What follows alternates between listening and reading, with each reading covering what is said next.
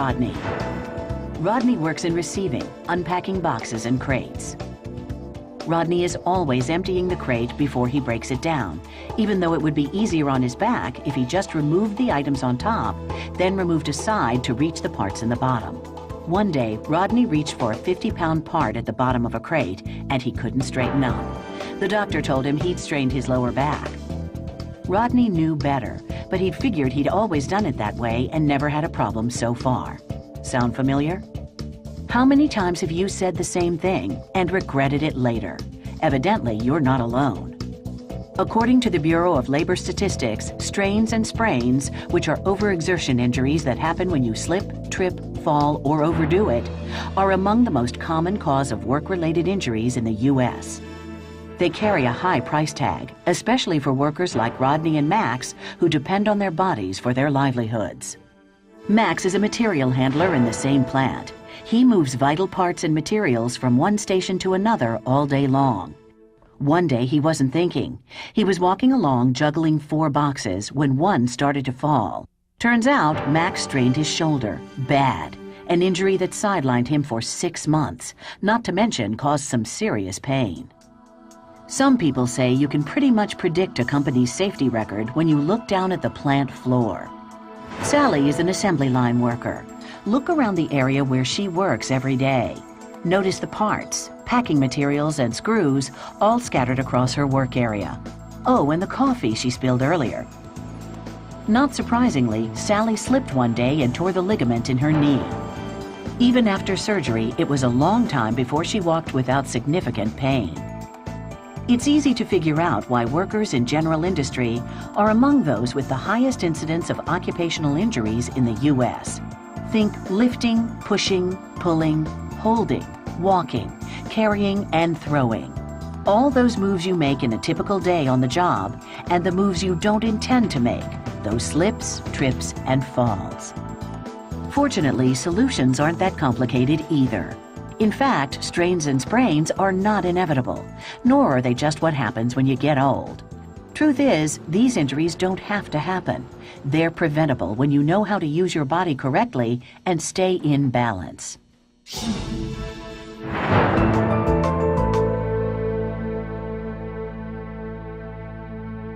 What is a strain?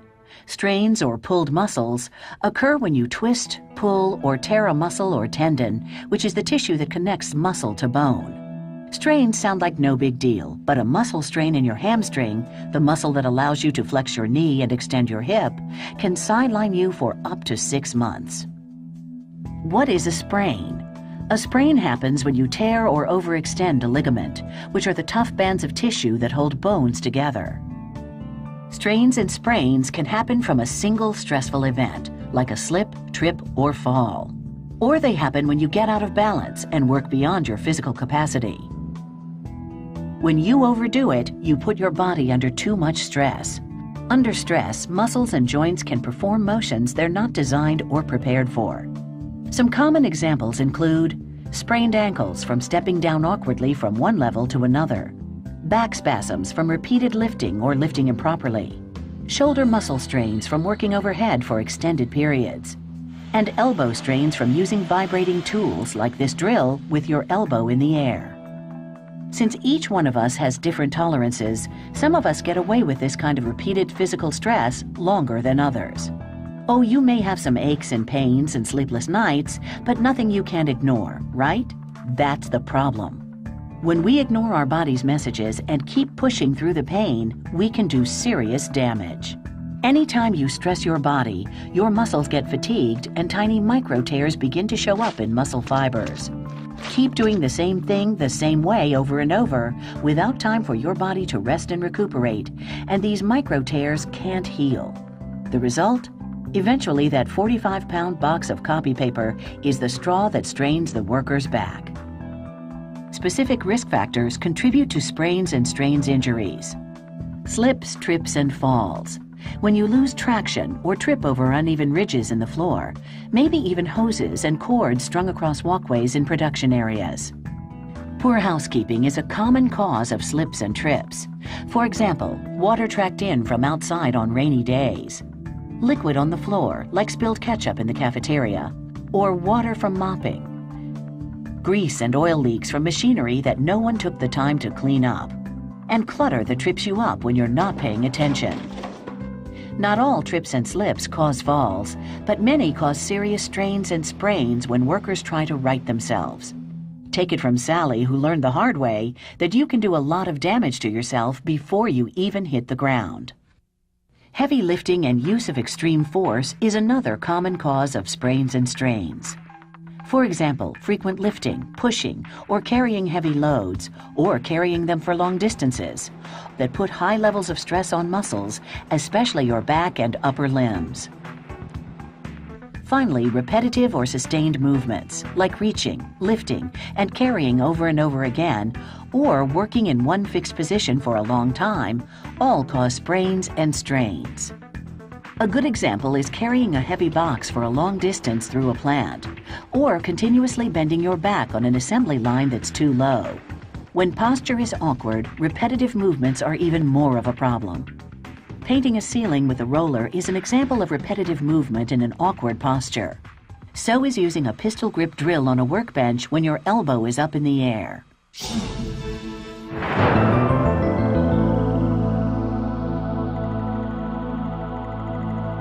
To protect your body, you need to use good judgment. Figure out how you can work in a way that puts the least amount of stress on your body. It's called neutral posture. Notice the spine is relaxed and the natural S-curve distributes body weight evenly.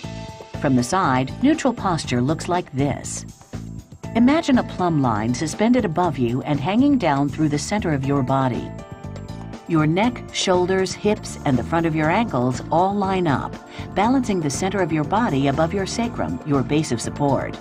Your upper arms are at your sides and your wrists are relatively straight. In this posture, the human body is able to work at peak performance. The more time you spend in neutral posture, the less likely an injury. Move out of neutral posture and you put stress on your body. Does your job require you to work outside of neutral posture? Then take a reverse stretch period every hour to release muscles and tendons. The reverse stretch moves your spine back into natural neutral posture, so muscles, tendons, and ligaments don't overstretch. If you've been bending forward, support your back like this and bend backwards for a few seconds. If you've been reaching up, drop forward gently, gripping a solid object to balance yourself. Or with hands on your knees for support, lean forward and don't bounce. Stretch your fingers out if you've been using them to grip a tool or object. Stretch your shoulders by gripping an elbow and moving it toward the opposite shoulder.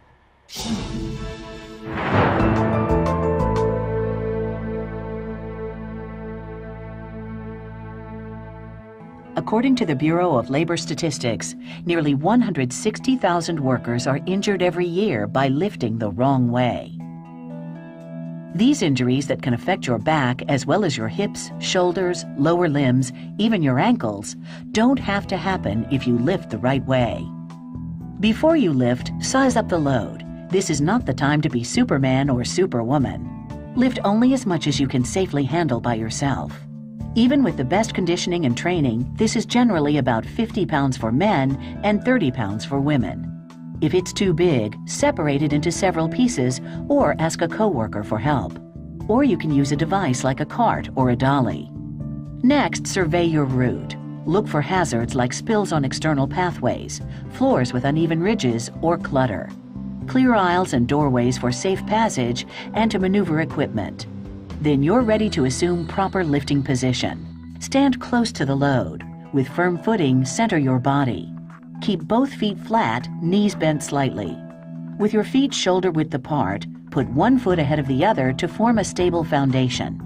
Bending at the hips, lean over your forward leg, making sure to keep your spine in the neutral S-curve position. Keep the center of whatever you'll be lifting inside your safety zone.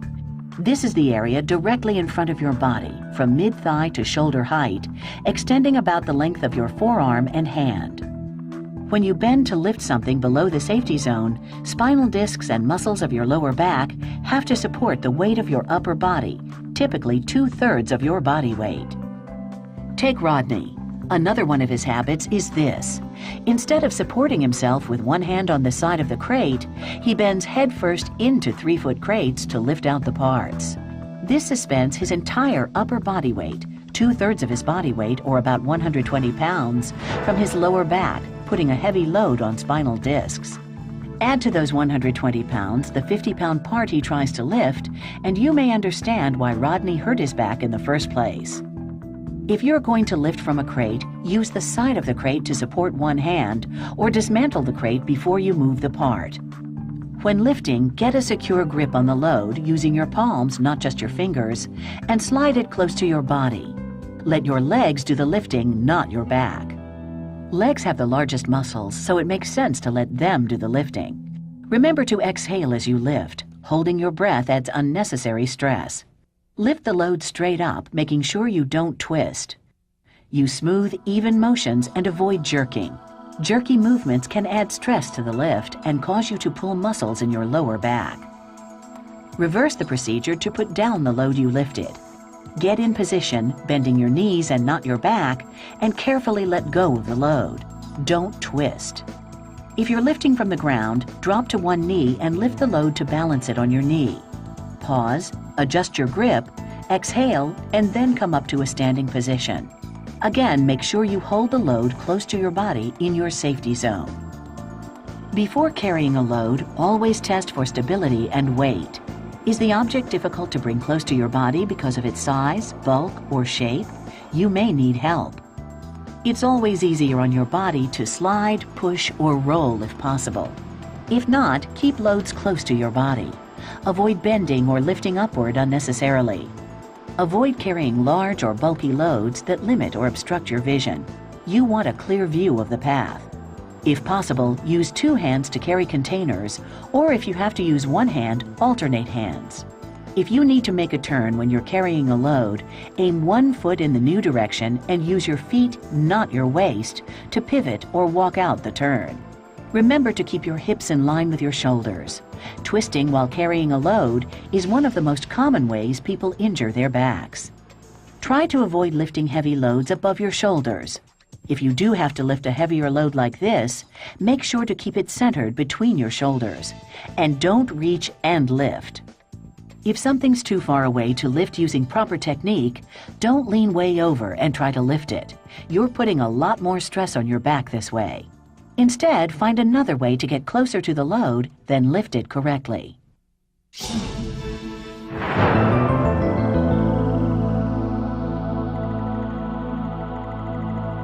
Take a look at this scale.